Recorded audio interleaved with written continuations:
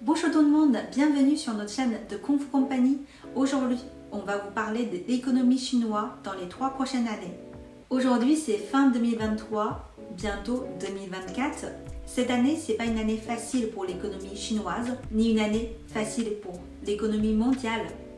Alors, la Chine a enfin sorti de Covid début d'année et enfin ouvert entièrement son frontière. Les gens puissent enfin voyager en Chine, que ce soit des professionnels ou des touristes. Alors, l'économie reprend, mais bon, c'est pas si simple. Enfin, fin d'année, on a eu le chiffre, le PIB chinois augmente quand même 5% environ cette année.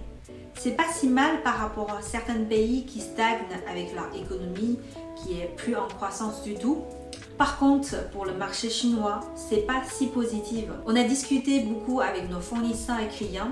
Effectivement, pour l'exporter, c'est moins facile que l'année dernière ou 5 années précédentes. L'économie commence à ralentir. Il y a pas mal d'usines en Chine qui commencent à essayer de délocaliser vers Sud-Asie puisque le salaire chinois commence à monter énormément. À part le marché d'export, le marché local. Alors, à cause de Covid, tous ces impacts économiques, les dépenses moyennes baissent également en Chine. Ça commence à un petit peu reprendre depuis fin d'année, mais ça reste toujours pas très positif. Donc, l'export, c'est pas très positif.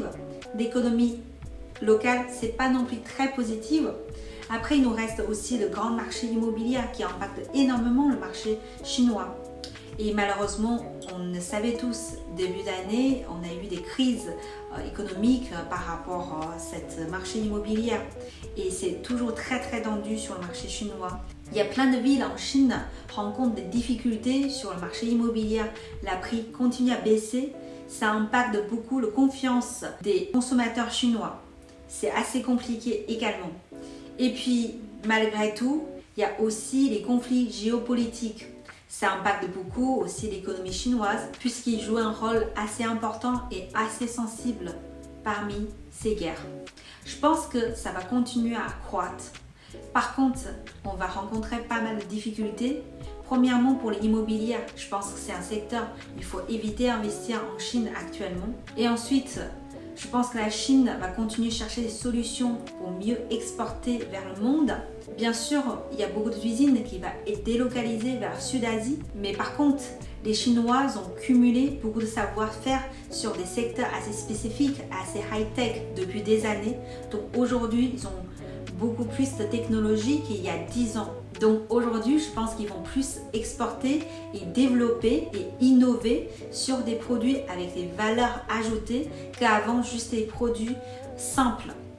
Donc je pense que c'est la solution aussi que la Chine doit trouver dans un long terme pour continuer à croître leur économie. Après, je voulais citer quelques mots par rapport à la monnaie chinoise RMB. RMB commence à être de plus en plus utilisé dans les échanges et transactions en Chine. Hong Kong commence à reprendre sa place d'économie centre de l'Asie. Donc, il y a 70% d'échanges financiers sont faits avec RMB.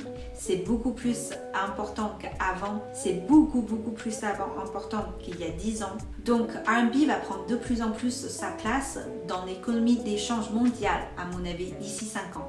J'espère que notre vidéo peut vous inspirer dans votre investissement et votre recherche d'opportunités, développement avec le marché chinois. Si vous avez des business importants à faire avec la Chine, n'hésitez pas à nous contacter. On est là pour vous accompagner sur une négociation et communication avec le marché chinois.